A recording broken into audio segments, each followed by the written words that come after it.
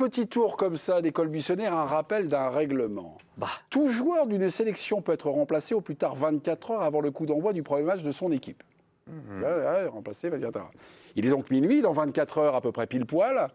Le Brésil entre dans sa compétition, affronte le Maroc. Neymar ne peut plus être remplacé. Neymar est au mondial, mes petits. Musique arrive.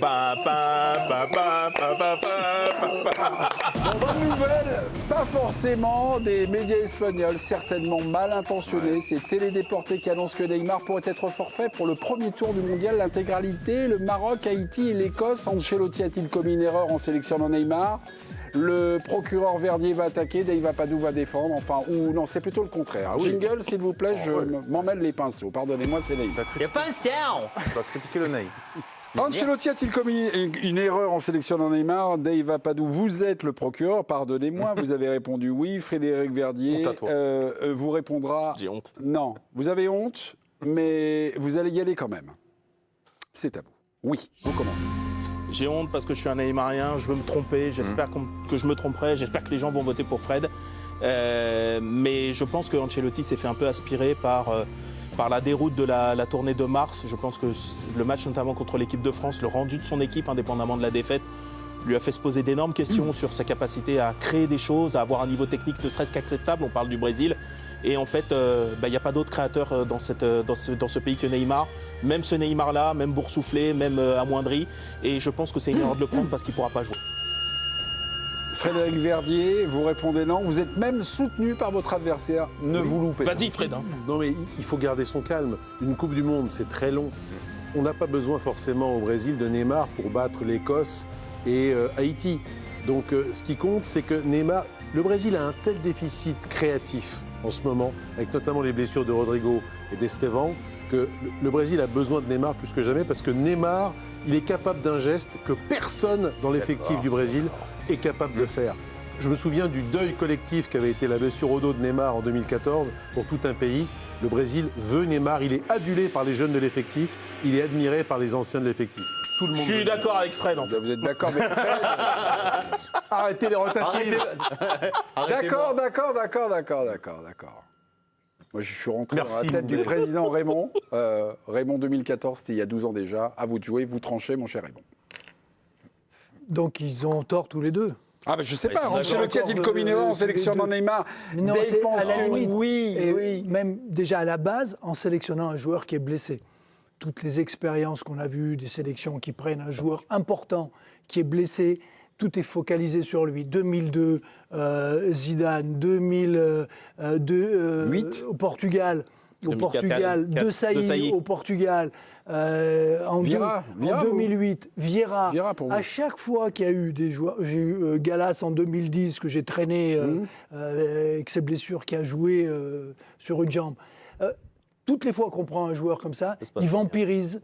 Pour reprendre le mot de tout à l'heure, il vampirise l'équipe, il vampirise les médias, il vampirise tout. Et tout le monde est là, est-ce qu'il va jouer ? Alors, plus le joueur est important, plus c'est grave. Parce que là, si c'est un joueur moyen, on le prend, c'est pas grave. Mais le fait que ça soit Neymar, que tout le monde a envie de le voir jouer, qu'on ne parle que ça. Tout le monde parle que ça. Ça fait longtemps qu'on se connaît. Oui, 2022, Neymar se blesse, il prend un taquet. Et je crois qu'à l'époque, vous m'aviez dit non, mais il faut quand même continuer de la voir. Oui, mais il commence la Coupe du Monde. Non, mais il l'avait commencé, la Coupe du Monde. Lui, il avait commencé. Il n'y a pas eu toute cette préparation, toute cette attente en disant il va jouer, quand est-ce qu'il va jouer, quel match il va pouvoir jouer, est-ce qu'il va s'entraîner normalement. On est focalisé. Argument de Frédéric Verdier. Mais c'est long, là. Là, il y a Haïti, il y a l'Écosse, et c'est vrai que il a fait une saison catastrophe, en plus. Ouais, il était blessé. Pas sur la fin. Sur la fin, il était blessé. Non. Il n'est pas là, avant il a été blessé. Il n'a pas joué depuis le 17 mai. Voilà. Oui, avant le 17 mai, il marque des pions. Le 15 mai. Et il gifle un coéquipier. Non, mais... Ah ouais, tout va bien alors. Ça montre qu'il est quand même... Voilà, qu'il est bien. Il a du sang, quoi. Il est vivant. Il a du sang, il a la niaque. Non, en fait, excusez-moi, si vous votez pour Neymar, en fait, est-ce que vous votez pour le joueur qu'il a été, et pour une certaine idée du football, en fait. Est-ce que c'est pas que, mais un peu que. Non, vous voyez ce que je veux dire. On ne peut pas balayer ça d'un revers de la main. Évidemment qu'il y a, dans cette Coupe du Monde où il y a encore tout un panel de stars, et notamment peut-être la dernière de Cristiano, la dernière de Messi, la dernière c'est le crépuscule des dieux, de Neymar, ils sont tous là. Oui. Alors qu'il y a 4 ans en arrière, on pouvait s'imaginer que Messi ne serait pas là, Ronaldo peut-être. Modric est là. Donc on va tous les perdre. Donc le fait qu'ils soient là, déjà, ça amène quand même quelque chose. Après, sur le plan, je trouve qu'un magicien, il peut toujours sortir un lapin du chapeau, on ne sait jamais. Vous avez les yeux qui brillent. Ouais, parce que j'en ai beaucoup voulu de cette fin de carrière, comment il a balancé ça un peu avec ses frasques, parce qu'il avait un tel... C'était l'élu, en fait. C'était lui. Après Messi et Ronaldo, c'était lui, normalement, qui devait prendre la suite. Et on l'a tous aimé, ce joueur. Donc on lui en a d'autant plus voulu qu'il se gâche comme ça sur cette fin. Mais je crois que c'est le challenge de sa vie. C'est le challenge de sa vie. Non, mais c'est vachement ce que vous dites. C'est passionnant, c'est romanesque. Alors laissez-moi venir maintenant. Laissez-moi y arriver. Ça, c'était l'intro. C'est le challenge de sa vie. Et dans une équipe qui s'est à 95% européanisée, c'est le seul joueur de rue qui peut t'apporter un truc que le Brésil n'a pas en ce moment et qui peut, sur un quart d'heure, 20 minutes, peut-être sur un match complet, te faire basculer une Coupe du Monde pour le Brésil. Il a changé d'avis, il a dit oui. Ah non, pas du tout. Je suis comme ça. Mais non. Non, mais juste un truc pour répondre à ce que disait Raymond. Dans quel état il va être? On n'est pas à l'abri d'être Pour rebondir surpris. sur ce que tu disais sur la pression que Ancelotti finalement se met en prenant Neymar blessé. Mais est-ce que tu imagines la pression qu'il aurait eu s'il ne l'avait pas appelé? Mais il était blessé. Mais c'est pas grave. C'est-à-dire, à partir du moment. Mais rends-toi compte, le phénomène Neymar, est-ce que tu as vu la réaction de la salle de presse au moment où il annonçait sa liste? Les journalistes, les mecs, ils étaient. J'allais dire un truc, parce qu'il est tard, on peut normalement, mais ils étaient en hélico, machin, tu vois. Ils étaient en lévitation. Non, mais ça veut dire un truc. Ça veut dire qu'ils étaient tous, en extase parce que tout d'un coup, ils mettaient Neymar dans l'équipe. Ça veut dire que tout le monde pensait qu'il ne le prendrait pas. Non, ça veut dire qu'il y avait aucune raison. Ce que je veux dire par là, sur un quart d'heure, il peut te faire basculer. C'est ce que représente. Tu galères contre l'Écosse, il reste un quart d'heure, tu le fais rentrer, tu peux te faire basculer. C'est ce que représente Neymar au Brésil. C'est ce que disait Philippe. nous disait, Ancelotti finalement, c'est le seul qui peut prendre ou ne pas prendre Neymar. Et on va dire le Brésil comprendrait. Le Brésil a été très content qu'Ancelotti convoque, mais dans le cas contraire, c'était Ancelotti. Ancelotti, c'est ce qu'a raconté notamment avec Frosio, qui vit là-bas, qui nous dit finalement il y avait moins de pression quand vous dites Ancelotti, la pression. Mais s'il le prend, c'est qu'il a une idée derrière la tête, Ancelotti. Il n'est pas fou, c'est quand même quelqu'un qui a une expérience. Et puis attention, il a quand même qu'il soit non, mais il y a la pression, il y a l'aspect beaucoup plus terre à terre et beaucoup moins romantique. Même si je partage le romantisme et la sensibilité de mes potes qui sont là. Surtout notre. C'est l'aspect. Non, mais c'est l'aspect marketing. Mais c'est l'aspect marketing. Je pense vraiment qu'il peut influer. C'est l'aspect image qui avait aussi derrière ça. Alors c'est beaucoup plus terre à terre et c'est beaucoup moins sexy. Et je dis pas qu'Ancelotti cède à ça, mais il y avait aussi ça qui rentrait en ligne de compte. Mais le fait de ne pas le prendre, je pense qu'on ne réalise pas, nous, ici.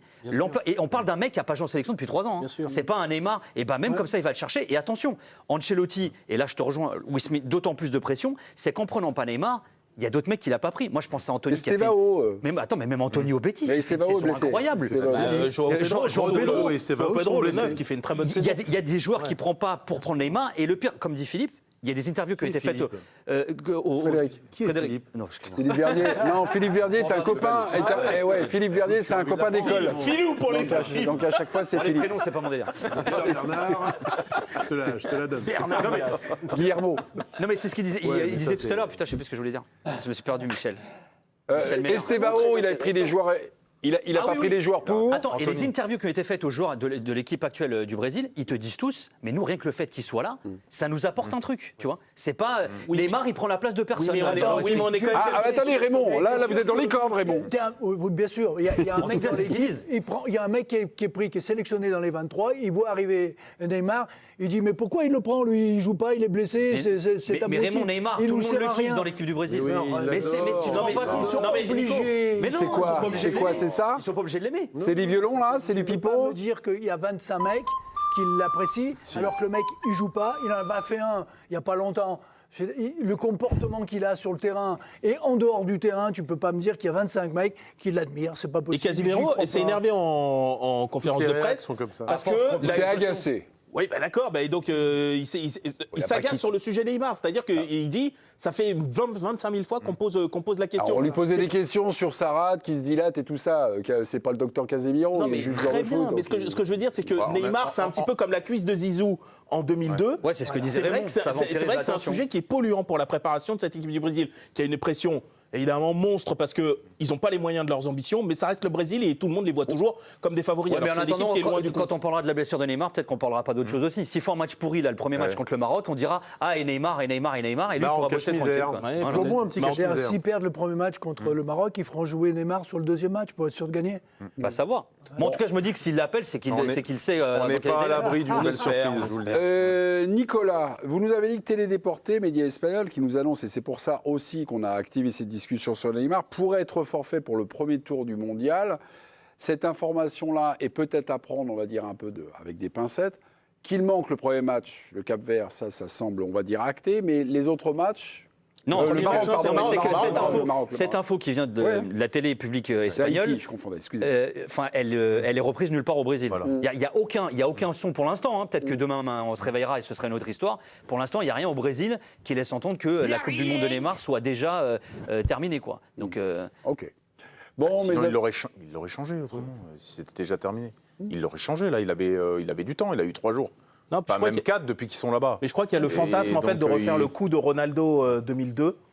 Mais Ronaldo n'avait pas le même âge. Alors c'est vrai qu'il sortait de graves blessures sur plusieurs années. Il a quand même eu des blessures de malade. Hein, il avait des blessures de malade, bien sûr, mais il n'avait pas le même âge. Rupture du tendon rotulien. Et comment dire. Et surtout, c'était pas la même équipe du Brésil autour de lui. C'était quand même une équipe qui était autrement outillée.